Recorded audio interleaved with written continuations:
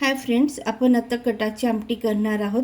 त्यासाठी मी हे साहित्य घेतलेलं आहे। भाजलेले 2 कांदे, खोबरं, लसूण, आलं आणि कोथिंबीर हे सर्व साहित्य मिक्सरमध्ये बारीक करून घेणार आहोत। कटाच्या आमटीसाठी मी हे मसाले वापरणार आहेत। ह्याच्यामध्ये आहे हळद आहे, लाल तिखट आहे, थोडा कांदा मसाला, गरम मसाला, दालचिनी पावडर आणि ही आहे धणे पावडर। हे सर्व साहित्य आपण कटाच्या आमटीसाठी वापरणार आहोत। कढईमध्ये आपण 2 मोठे चहाच्या चमचाचे मोठे टेबलस्पून भरून तेल घेतलेलं आहे। ते गरम झालेलं असेल त्यामध्ये आता आपण टाकूयात मोहरी गरम झालेली आहे, तडतडायला लागलेली आहे। त्यामध्ये थोडे जिरे, कढीपत्ता, थोडासा हिंग टाकूयात आणि जे आपण वाटण मी तुम्हाला दाखवलं होतं कांदा खोबऱ्याचं ते सुद्धा घेऊयात।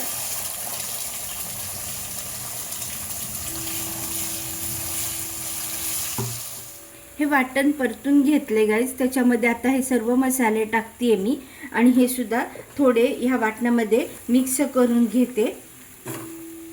हे मिक्स होत आले की यामध्ये आता आपण जो डाळीचा कट काढलेला आहे पुरण शिजवताना तो यामध्ये टाकणार आहे।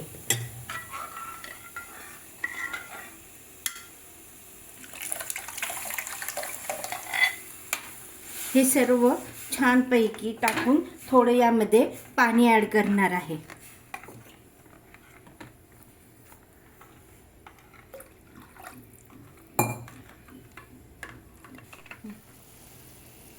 फ्रेंड्स, अशा प्रकारे आपली कटाच्या आमटीने उकळी घेतलेली एक चांगली।